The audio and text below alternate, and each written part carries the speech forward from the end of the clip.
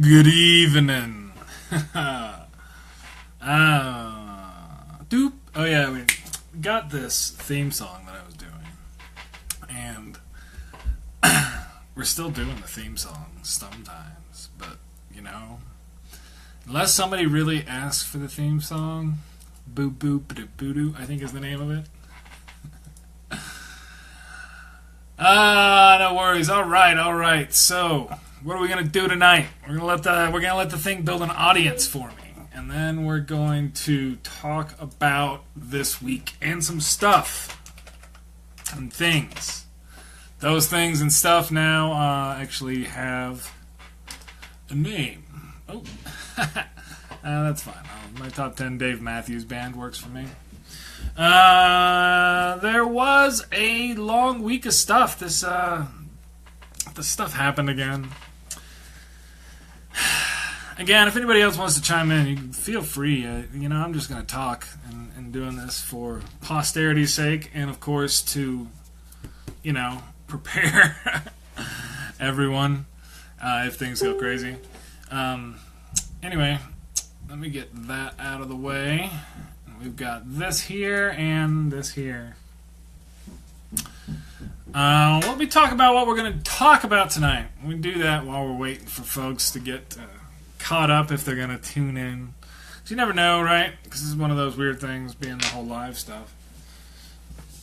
I have finally caught up on the website, which has up to the latest episode, and now we'll have this one. Hopefully, the goal is to get it all uploaded and tagged and everything by Wednesday. And then we might do some more editing, put some stuff on the YouTube. I'm having a fun time doing this. But let me run through what we're talking about tonight. I got fake news. Last week, I talked about a story that was false. I'll cover which one it was when we get started here in a few minutes. But I got fake news. I got punked flat out. We'll talk a little bit about the tax plan that wasn't this last week. A little bit of a philosophical moment, and we'll discuss whether or not kisses heal. Then celebrating O'Reilly's ouster, because why wouldn't you continue to celebrate this every single day? Our man downtown, John Wiley Price, was found innocent. Why I'm going to talk about that? We'll talk about that. And then South Korea and Thad. It's Thad. Bryce's buddy. Thad. No, this is actually Thad. What does Thad stand for? Hold on, check this out. I can just look anything up in a moment's notice. It does take some time to get things. Oh, yes. Terminal High Altitude Area Defense, THAAD. This is our anti-missile defense system. Why I'll be talking about that in South Korea as well. Then we've got a pattern of behavior now. So we're going to talk about that, and I'm going to ask and see if anybody can sense the MO. And then there's been 100 days of this so far, man. 100 days of this. So we will mark that specifically because it's been 100 days of this. And then I'm not going to do my top 10 bands. That was kind of a joke. I don't know if you guys see. I do some of the jokes I do are a little subtle. And, they're just more for me. I don't know. I like to make myself laugh. You probably have picked that up on by now. Anybody who's watched more than 5 minutes of a show. But with that, I got fake news. Let's get started. So, there was a thing that I talked about. It was near the end of the last show, or maybe if you watched it sometime. It was talking about these two biological siblings that were long lost, and they had gotten together in college and blah blah blah. They were trying to have babies and couldn't have babies. Went to the doctor, genetic testing. You're brother and sister. That was fake. So I actually looked up where I had seen that from, because I was wondering. So of course, I'm not. It's not like I have a whole team out there, collecting these news stories to see for me. But there's these robots that do it, and the robots got fooled at Yahoo. That was where it came to me. It was Yahoo via Catch News. And that's why I gave it some credibility. I didn't see the whole satire, I guess. There was supposed to be a tag somewhere along the way, and they had missed it. So I passed along that, and I just want to apologize. And, this is one of those things that as somebody who does this kind of stuff, and, obviously I don't get paid for this. But I've been close enough to people who do, and it's not that different from the kind of stuff that I do normally on a daily basis. And when you get punked and owned like that, it's unfortunate. So I did want to mark this moment to say I was wrong, and that is not a true story, and we don't know yet whether or not siblings, twins actually can conceive. So we're not going to experiment. That's just kind of what I talked about last time, because it was one of those things. Anyway. So that's why that stuff is weird. There's a great one of my great thinking books called Gödel, Escher, and Bach. Escher. And in it talks about how to deal with things in a situation where something doesn't actually happen, right? Dealing with that fake news notion in your brain, because when you bring in new information and you start to process it, this real or unreal tag just isn't as important as the rest of the story. It's similar to when you're talking to a toddler and you throw that not out there or that don't do this thing, but they can just filter out that one word, that don't, and now you're telling them do this thing. You told me to play with the paints, play with the paints, play with the paints. I said don't but you actually said play with the paints. I heard you say those words, play with the paints. This is one of the difficulties in dealing with liars as well from a media standpoint. We'll talk about this some, and just as people who repeat the lie as part of their story without having some sort of meta, just having a statement about the lie, as opposed to Trump makes outlandish claim once again, right, being the headline versus specifically what is that outlandish claim? Like the media is against America, as I guess he was saying last night. By the way, he did have this big rally last night where, again, he's doing like his 2020 stuff, where he's running for 2020, so he can only have his supporters come in and they can have different rules for the crowd and the press. And they did that last night, and I guess it was kind of crazy as far as... it's hard to really keep up with how ridiculously ridiculous a lot of the things he says is. But forget about what he says, what he tried to do this last week. So the tax plan that they put out, it's not even a tax plan. This is one of those things where, again, they're like, well, Trump puts forth tax plan. Well, kind of. There was a plan. It was more like there was like a few bullet points on a piece of paper with some numbers next to them. And... this idea that's going to work it's not going to work. So we're not going to see this. What they're trying to sell and push again is this notion that by cutting taxes for the wealthy, you will therefore generate growth that is big enough to pay for those tax cuts in the gross sense of what they are. I literally have run numbers on this before, and it's the way there's some to actually do all the stuff. There's a little bit of calculus involved and all that, but you have to get really huge sustained growth to make up for material cuts in tax rates. And we never, the assumptions that they bake into these plans for the growth that will result from the tax cuts is unrealistic, because it's the kind of stuff like, we'll just have 5%, 6% growth for 7, 8, 9 years in a row.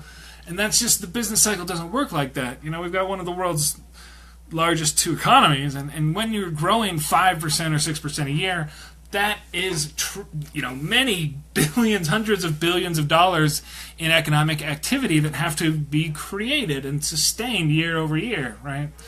So that's a big deal to grow that big when you're that big and growing consistently. That's just, the business cycle doesn't tend to work like that.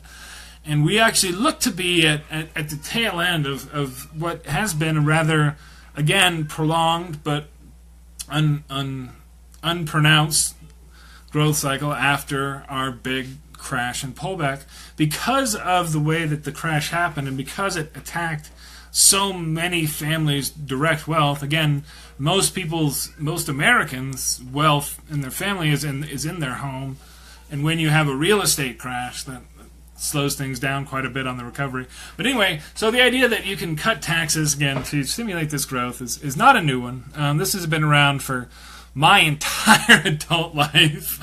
Guy named Laffer came over with it while they were drinking in a bar in D.C., and this was basically, that was it. That was the idea. And this was the magic pixie dust of Washington. This is really at so much at the core of how many of the problems that have been created in our country, both through the economic disparity in income, because of the way these taxes are structured, and this idea that keeps coming up that you can just cut taxes and stimulate massive growth that will therefore pay for those tax cuts themselves. And it has yet to work.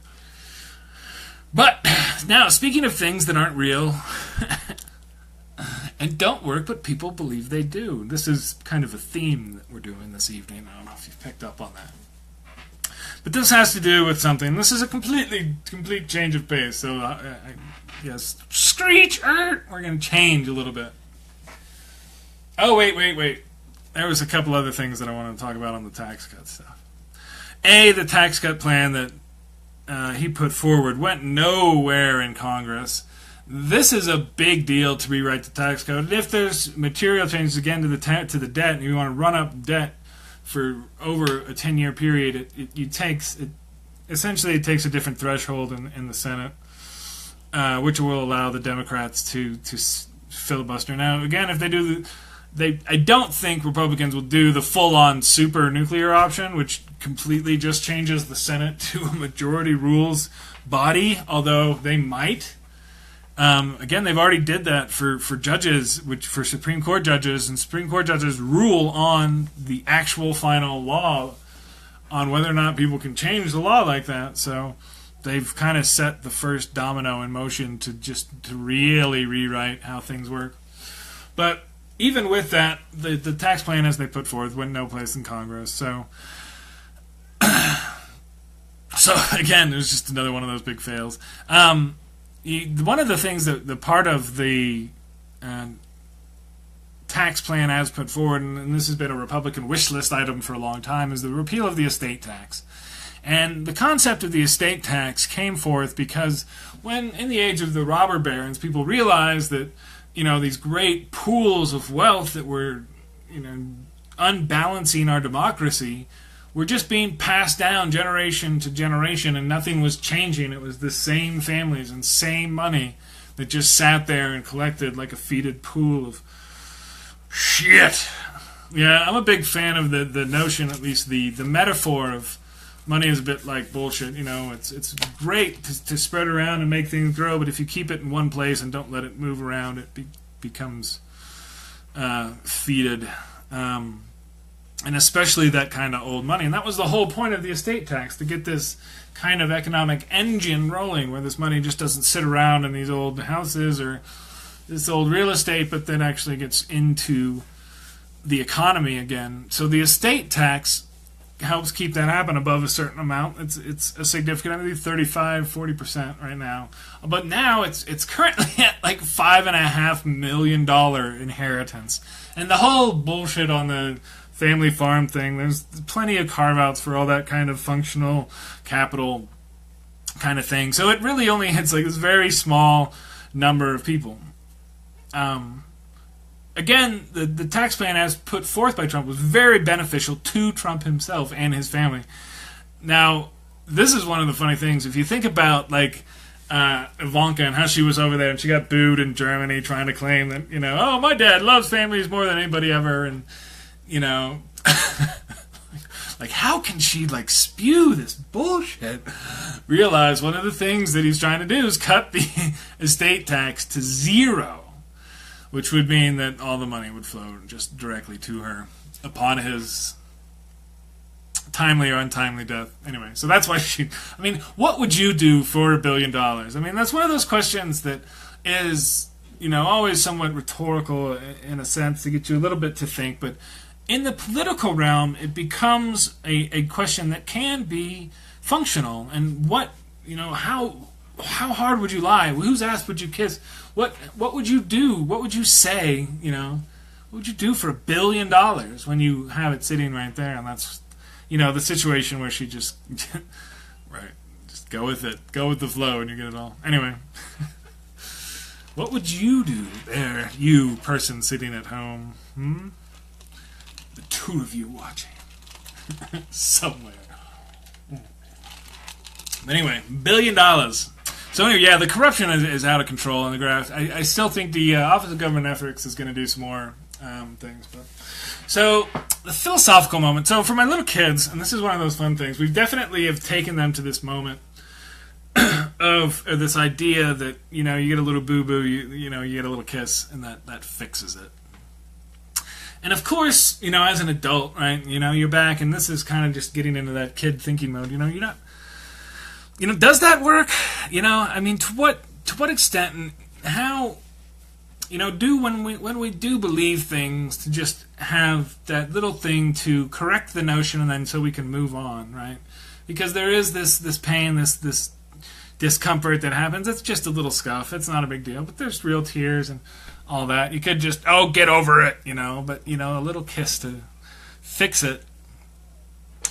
And this is where I always kind of think about how things become eventually true in religions and whatnot. Because you think about just this thought experiment of the society where, these kids are taught, that, when you scrape, and my kids are like all the time, and they're very active, so there's lots of scrapes and lots of kisses to fix things. But, that's how they think it happens. And if something were to, of course, God forbid, happen to the two of us, to her parents, then, in this, you can think of, this longer term society where all of this, so they never get that update. Like, let's never get that, we just said that. Let's go see a doctor, when you're actually hurt, which, I guess we do. It's not like we try and kiss them when my daughter needed stitches on her face. We didn't just try and kiss that better. So I guess they do know in a sense that you have to already do that. So my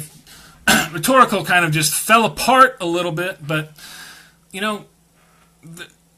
this notion that just believing things can fix things, I think, is so prevalent in our society. I was talking about this in a thread the other day. That just for so many of the people, that religion that they have is the way that they get to their truth. That was what I was going there. If I were to disappear and the kids were to continue to believe these make-believe notions that these little acts and things can heal them.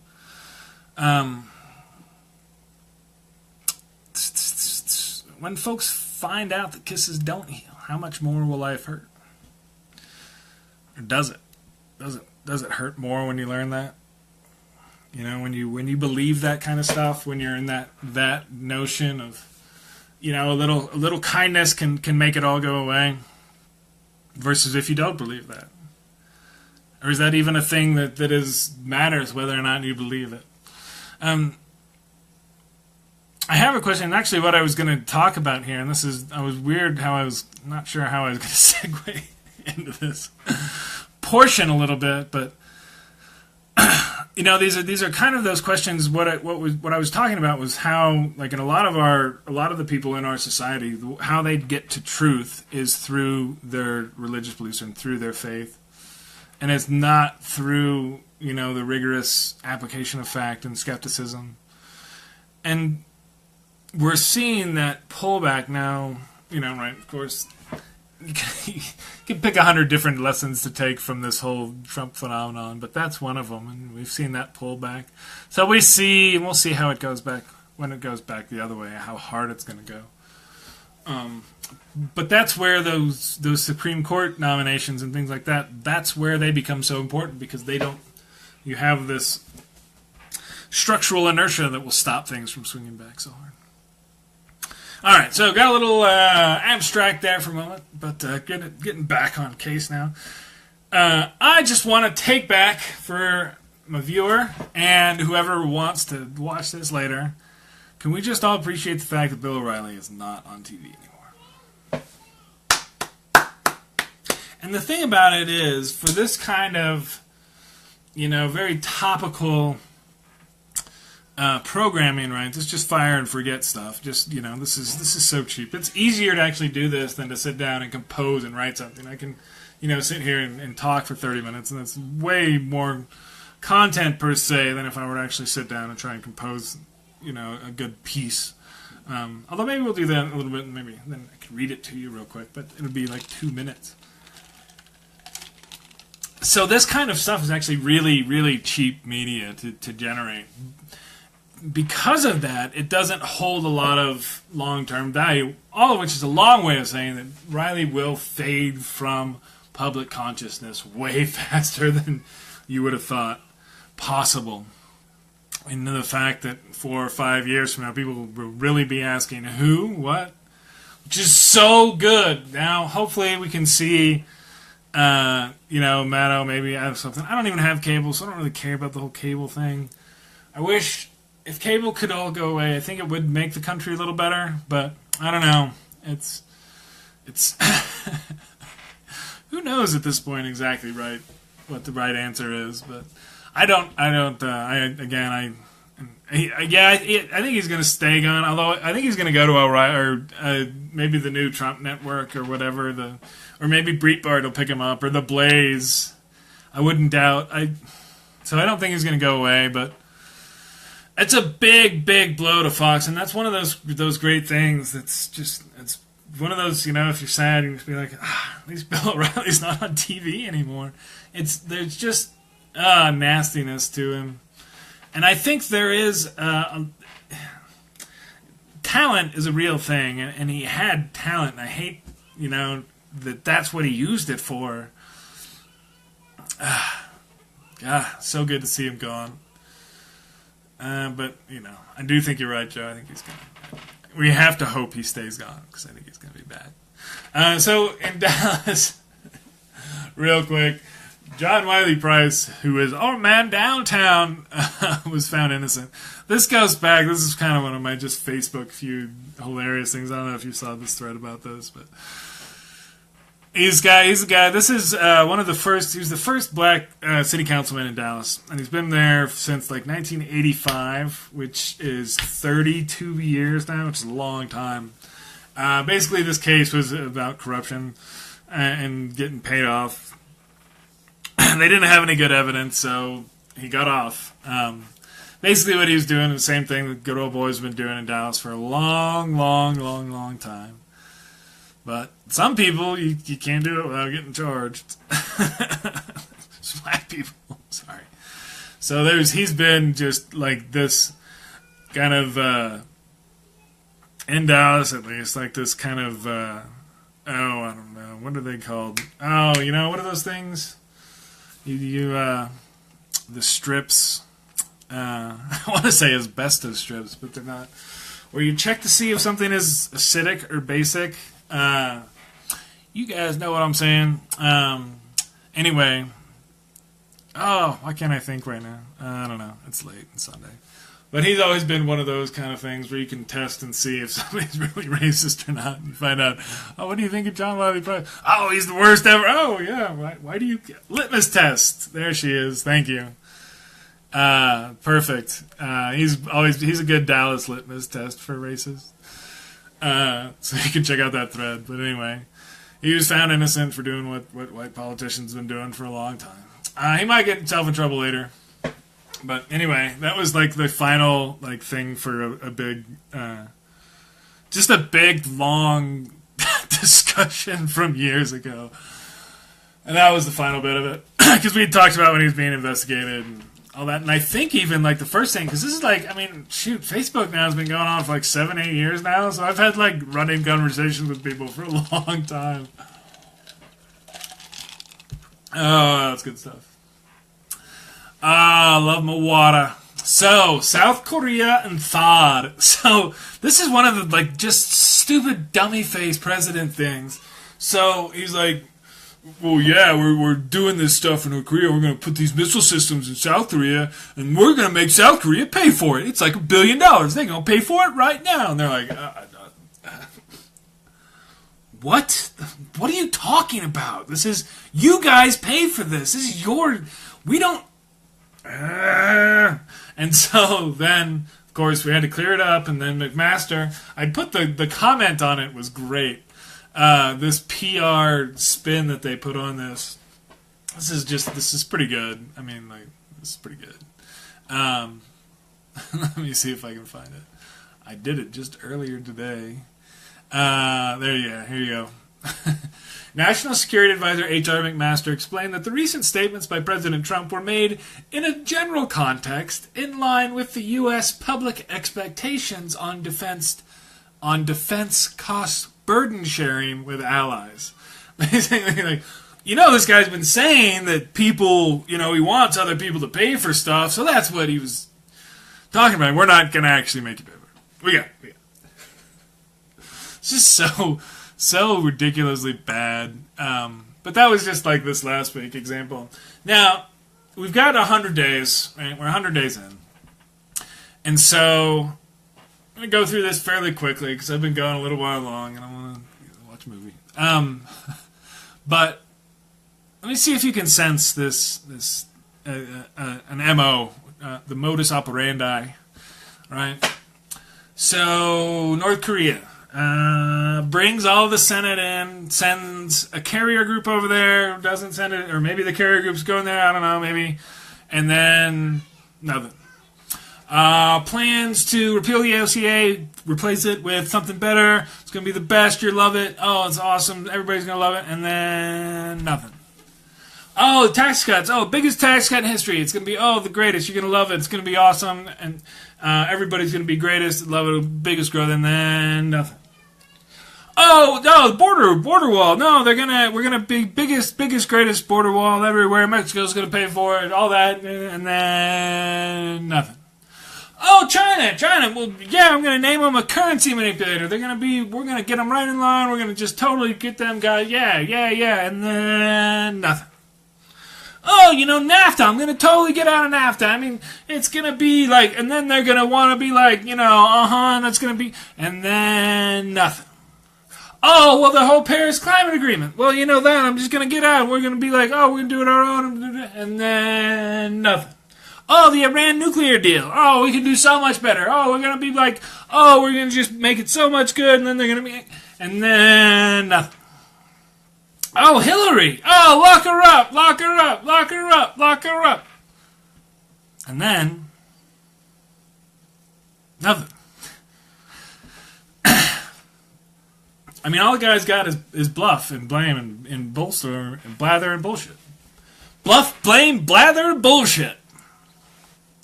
And it's taken 100 days to hopefully everyone. Again, there's a little bit of, some people cannot see this yet, but that's because there's a lag time in the way that the world works now, much like there was 100 years ago with newspapers and horse and buggies. Fake news and bullshit just makes it harder for things to get down to people, but nothing. Guys got nothing. Like I said, the only accomplishment that they had in the first 100 days was changing the Senate rules using the nuclear option to allow a simple majority to appoint Supreme Court justices. First time in history. So, and that's the big, win. And then that's 100 days in. So, excuse me. And their claims, and this is what's odd, and from Fox and I guess Lou Dobbs and a few of those others, their claims are that, it's been the most successful 100 days ever. And so, again, the disparity between reality and the realities is quite large. And we're just going to keep moving forward with it. So, my top 10 bands thing, I'm not going to actually... I was kidding. I did that somewhere in one of the things. I made a joke about it. Memetics, man. The study of memetics and ideas just traveling through. Excuse me, getting a little horsey. Traveling through our social media. It's curious to watch and as things go from fun, cool thing, and then you see all the different people and their personalities interact with it. I just noticed that I logged in one day and the top 4 people had all done it. And me noticing that was, of course, taken as condemnation, as happens quite often with my experience. Anyway, so thank you everybody for tuning in tonight. It's been fun. Somebody answered my question. That's cool. Interaction's always a joy, and I'd like to thank everybody for dropping by. I will probably do this again, because, I don't know, it's better not doing it.